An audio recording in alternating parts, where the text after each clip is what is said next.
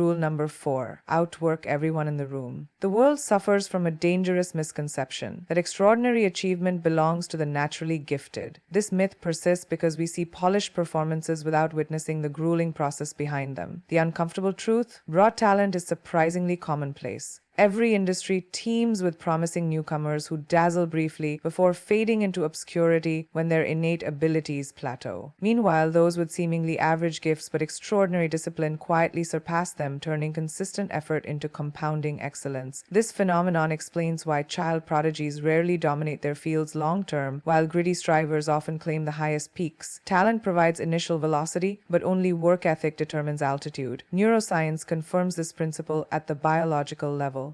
While genetic advantages might create slight early differences in skill acquisition, brain scans reveal that long-term mastery depends on myelin development, the neural insulation that forms through repetitive, focused practice. This means even the most gifted individuals must log thousands of hours to reach elite levels. While determined practitioners can bridge innate gaps through structured effort, the playing field levels dramatically when talent meets lazy habits, while discipline paired with even modest ability creates unstoppable momentum. This explains why high-performing organizations increasingly prioritize work ethic over pedigree. They've learned that credentials indicate potential, but only effort actualizes it. The professional landscape overflows with evidence supporting this principle. Corporate leadership pipelines now track learning velocity, how quickly employees develop skills through deliberate practice, rather than relying on traditional markers of intelligence or education. Professional sports teams draft athletes based on trainability metrics alongside physical gifts.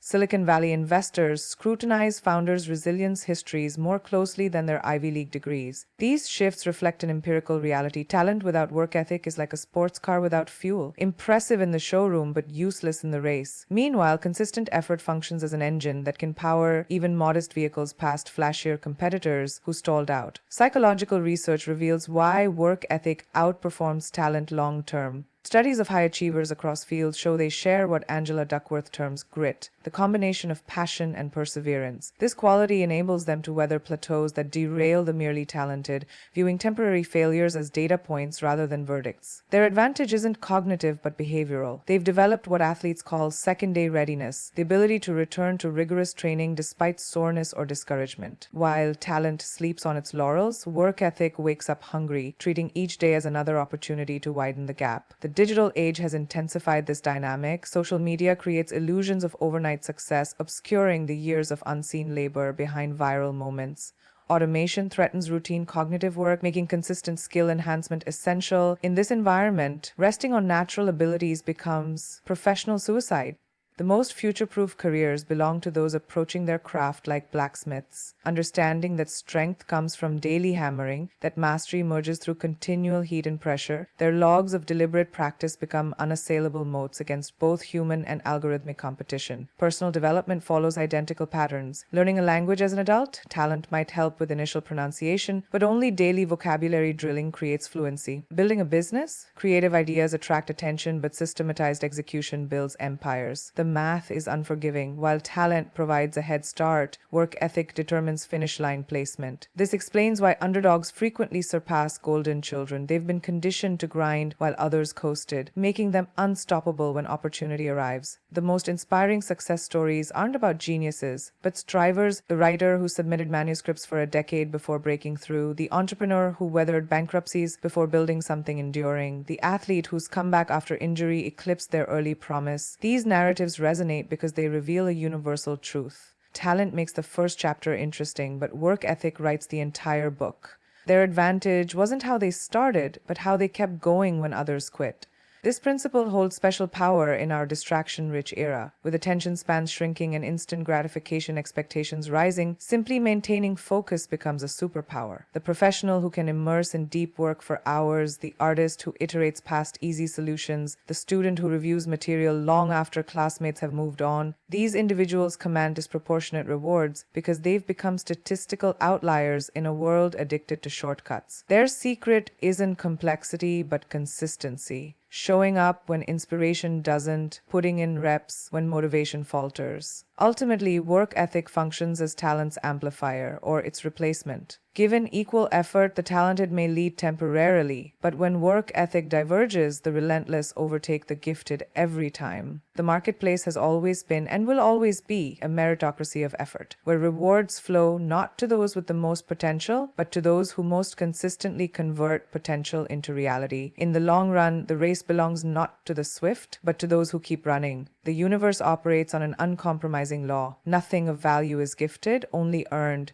History's most celebrated breakthroughs, from scientific revolutions to artistic masterpieces, were never bestowed upon passive recipients, but seized by those willing to bleed for them. This fundamental truth separates daydreamers from doers, understanding that success isn't found like buried treasure, but forged through relentless effort. The student who outperforms peers isn't necessarily smarter, just more disciplined in their study habits. The entrepreneur who builds an empire doesn't possess magical luck, just unmatched persistence through failures. Even natural talents wither without cultivation, while ordinary people achieve extraordinary results through sheer determination. The playing field levels when effort enters the equation. Suddenly, privilege and pedigree matter less than who wants it most. This principle manifests most visibly in skill acquisition. Neuroscience confirms that expertise emerges from myelin development, the fatty insulation around neural pathways that strengthens through repetition. Every world-class musician, athlete, or surgeon has logged thousands of hours honing their craft, their excellence literally etched into their brain structures through relentless practice. Talent might determine how quickly one learns initial skills, but only effort builds the neural infrastructure for mastery. This explains why child prodigies often plateau. They rely on innate abilities rather than developing the work ethic to push beyond early advantages. Meanwhile, those who embrace struggle as part of the process eventually surpass their naturally gifted counterparts, their hard-won skills more durable under pressure. The professional world reinforces this reality daily. Corporate leadership pipelines now prioritize candidates with demonstrated resilience over those with perfect academic records. Investors fund founders with multiple failures over untested visionaries. Elite military units select for grit over physical prowess alone. These decision makers recognize that effort compounds over time. The executive who clawed their way up understands organizational dynamics the privileged never will. The entrepreneur who survived bankruptcy possesses crisis management skills no MBA program teaches. When challenges inevitably arise, those who've built success through effort adapt, while those who inherited advantages falter. Psychological research reveals why earned success lasts longer than bestowed opportunities. The effort justification phenomenon shows we value achievements more when they require struggle, a psychological immune system that makes hard-won accomplishments more satisfying and meaningful. This explains why self-made individuals often display greater passion for their work than those who inherited positions. Their investment of effort creates emotional equity no shortcut can replicate. Their confidence stems not from titles or accolades, but from knowing exactly what they've overcome to earn them. This internal validation proves far more resilient against setbacks than external approval. The digital age has made effort even more decisive. Automation threatens routine cognitive work, making consistent skill acquisition essential. Social media creates illusions of overnight success,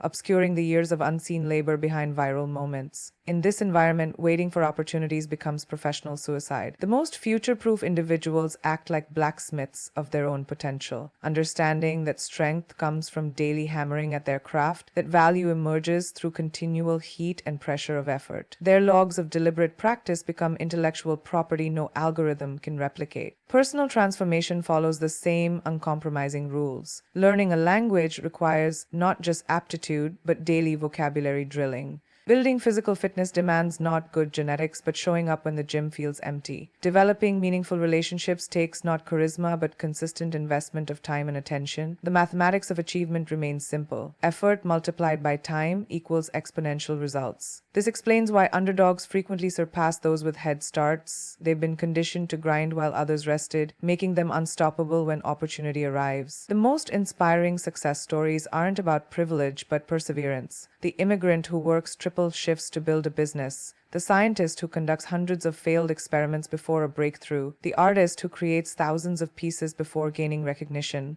These narratives resonate because they reveal a universal truth. Circumstances may dictate starting points, but effort determines destinations. Their advantage wasn't where they began, but how they kept moving when others stopped. In our distraction-rich era, effort itself has become a competitive advantage. With attention spans shrinking and instant gratification expectations rising, Simply maintaining focus qualifies as a superpower. The professional who can immerse in deep work for hours, the student who reviews material when classmates have moved on, the creator who iterates past easy solutions, these individuals command disproportionate rewards because they operate on a different psychological plane than the quick results seekers.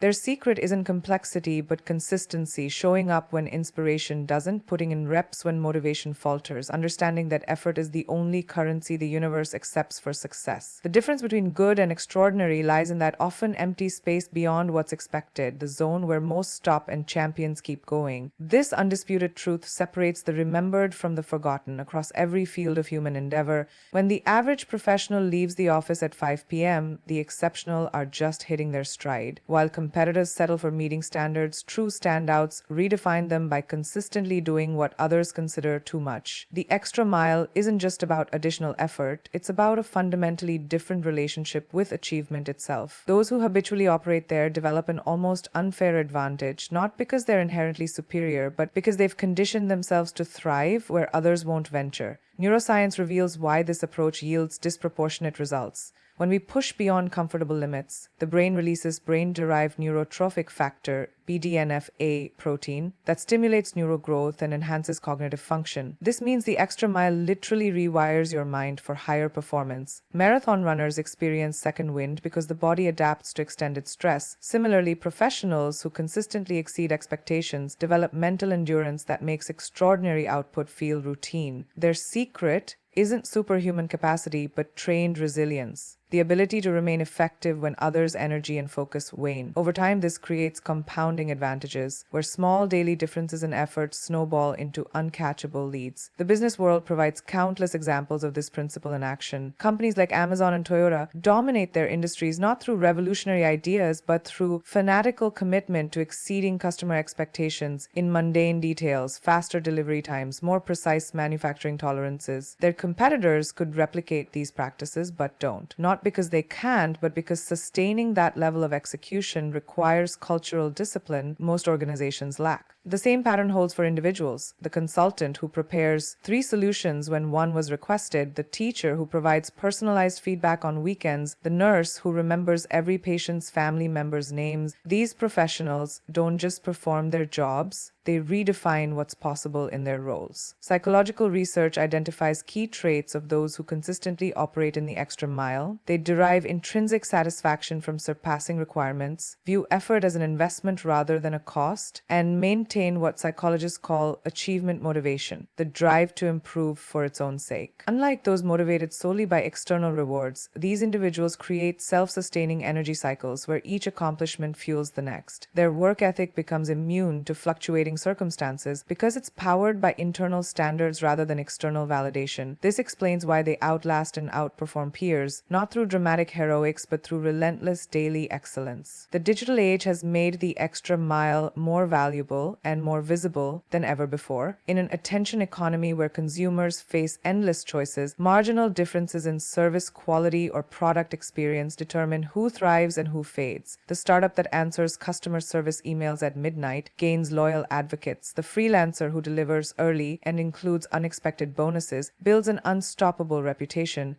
Social media amplifies these small acts of exceptionalism, transforming them into powerful personal branding. Meanwhile, automation and AI raise the baseline of expected performance, making human added value increasingly about those intangible extras that algorithms can't replicate: empathy, creativity, and discretionary effort. Personal development follows the same exponential curve. The student who reviews notes one additional time before an exam often retains information at dramatically higher rates. The athlete who completes bonus reps develops muscle memory that proves decisive in competition. The musician who practices past fatigue ingrains techniques that appear effortless on stage. These individuals aren't necessarily more talented, they've simply learned that breakthroughs happen just beyond the point where most people quit. Their extra effort creates neural pathways and muscle memories that add up to what observers mistakenly call natural ability. The most compelling aspect of the extra mile is its democratic nature. It's available to anyone willing to pay the price. No special credentials or connections grant access to this space, only determination and discipline. When two candidates with equal qualifications compete for an opportunity, the tiebreaker always goes to whoever demonstrates greater commitment. In a world where technology constantly reshuffles competitive advantages, the willingness to consistently go further remains one of the few truly sustainable edges. Those who make the extra mile their habitual operating zone eventually stop seeing competition, not because it doesn't exist, but because they've lapped the field so thoroughly that comparisons become irrelevant. Their only meaningful rivalry becomes with their own potential, a competition where the rewards compound endlessly.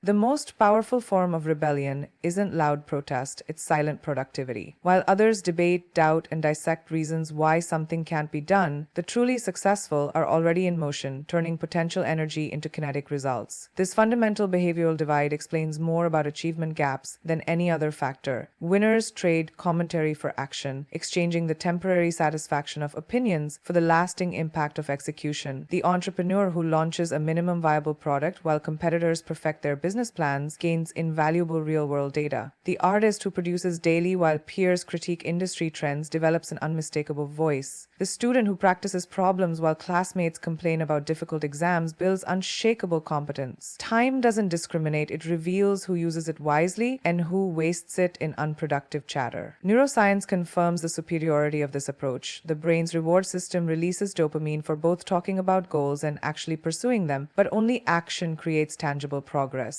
This explains why chronic complainers often feel temporary relief without meaningful change. They've tricked their neurochemistry into false accomplishment.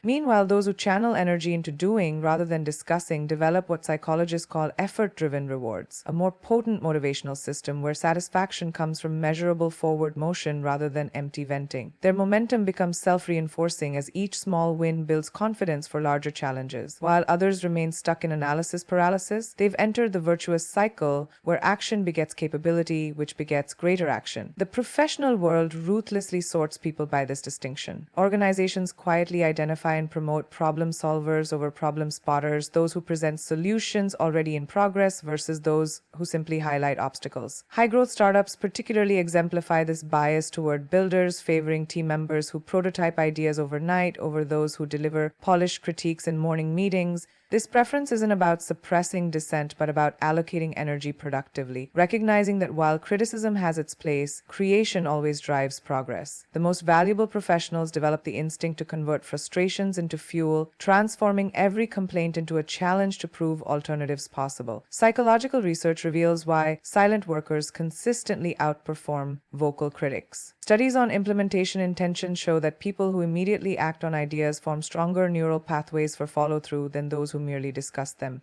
Their brains literally rewired to associate intention with execution, making productive action an automatic response rather than a conscious struggle. Meanwhile, chronic complainers fall victim to what psychologists term effort justification avoidance. They protect their self-image by rationalizing inaction rather than risking failure through attempt. The silent worker's advantage isn't innate talent, but cultivated behavioral patterns that bypass unproductive cognitive loops. The digital age has amplified both the costs of complaining and rewards of quiet effort. Social media tempts many into performative venting, publicly airing grievances that generate temporary engagement but solve nothing. Meanwhile, digital tools empower doers to make unprecedented progress alone, coding entire apps, producing professional-grade content, building global networks, all from bedrooms. The gap between talkers and doers widens exponentially when the latter can leverage technology to turn ideas into reality before the former finishes their third complaint. Platforms increasingly reward tangible creations over commentary, algorithms favoring those who make things rather than those who merely critique them. Personal growth follows the same immutable pattern. The dieter who quietly tracks meals while friends bemoan bad genetics loses weight. The aspiring writer who drafts pages during coffee breaks while peers debate the death of literature eventually publishes. The difference isn't talent or circumstance, it's the daily choice to channel energy inward toward improvement rather than outward toward complaint. These individuals develop what athletes call quiet confidence, the assurance that comes not from self-promotion, but from knowing exactly what you've built when no one was watching. Their satisfaction comes from private progress metrics rather than public validation, making them immune to the approval seeking that derails so many. The competitive advantage of silent work compounds over time like intellectual interest. While complainers recycle the same frustrations, workers accumulate skills, finish projects, and real-world evidence of what works. An invisible ledger fills, on one side, hours spent in unproductive debate, on the other, tangible assets created. The day comes when the worker's body of work speaks so loudly they need no introduction, while the chronic talker's resume remains padded with opinions rather than accomplishments. This divergence explains why the most impressive people are often the least vocal. They're too busy building their next proof of concept to explain the last one. Ultimately, this philosophy transcends productivity. It's about personal sovereignty. Those who work while others talk take ownership of their destiny. Those who improve while others complain become architects rather than victims of circumstance. In a noisy world addicted to hot takes and instant reactions, the most radical act is often the simplest: putting your head down and doing the work. The results, when they come, won't need announcement. They'll announce themselves through quality that can't be faked, expertise that can be borrowed, and confidence that can't be shaken. The silent workers inherit not because they're chosen, but because when the time comes, they're the only ones truly prepared. Hustle beats luck every single time, expended in 550 words without subheading and conclusion. The myth of the lucky break obscures a fundamental truth. What appears as chance is usually the visible tip of an iceberg of relentless effort. For every overnight success story splashed across media, there exists an unseen history of rejections endured, skills honed in obscurity, and opportunities created through sheer persistence. Luck operates like a capricious breeze, sometimes favorable, often not, while hustle functions as a powerful engine that can propel you forward regardless of external conditions. The entrepreneur who cold calls 100 clients may get 99 rejections, but that 100th yes isn't luck. It's statistical inevitability for those who refuse to quit. The writers submitting manuscripts for years before acceptance didn't suddenly get lucky. They made success unavoidable through cumulative effort. Neuroscience confirms hustle's superiority through the concept of probability reinforcement. Each persistent action creates neural pathways that make subsequent efforts slightly easier while simultaneously increasing the mathematical likelihood of favorable outcomes. This double advantage, internal skill growth and external opportunity creation, explains why hustlers consistently outperform those waiting for perfect circumstances.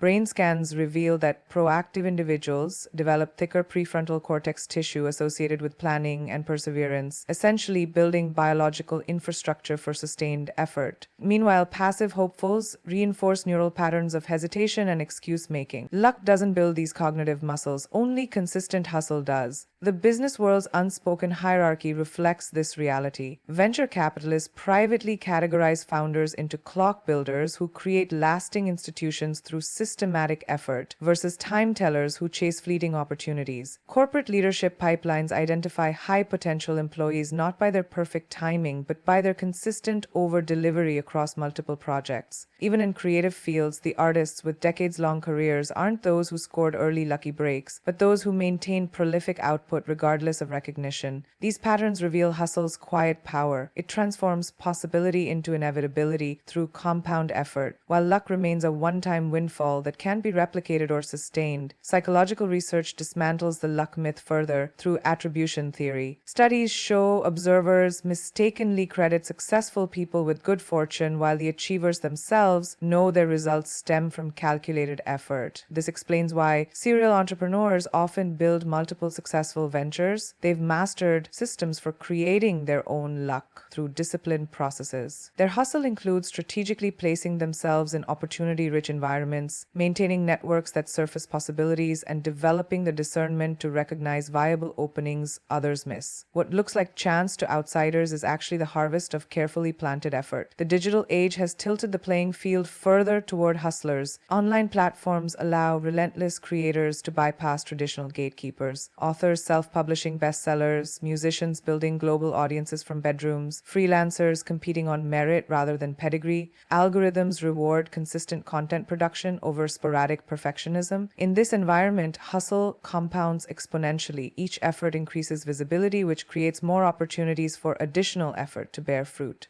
Meanwhile, those waiting for luck watch from the sidelines as their more proactive peers accumulate unassailable advantages through simple daily action. Personal transformation follows identical principles. Learning a language requires not hoping for immersion opportunities, but creating them through daily practice. Career advancement comes not from waiting for promotions, but from consistently exceeding expectations. Relationship building demands not chance encounters, but intentional outreach. The common thread? Hustle is the active ingredient in what observers later mislabel as fortune. The math is simple. More at-bats increase hitting chances. More conversations spark collaborations. More attempts yield breakthroughs. History's most impactful figures demonstrate this truth. Thomas Edison's 1% inspiration, 99% perspiration axiom wasn't modesty, it was blueprint. Michael Jordan's legendary practice ethic made his game-winning shots appear clutch rather than lucky. J.K. Rowling's persistence through rejections transformed Harry Potter from manuscript to phenomenon. Their success wasn't circumstantial, but engineered through systems of effort that made achievement inevitable.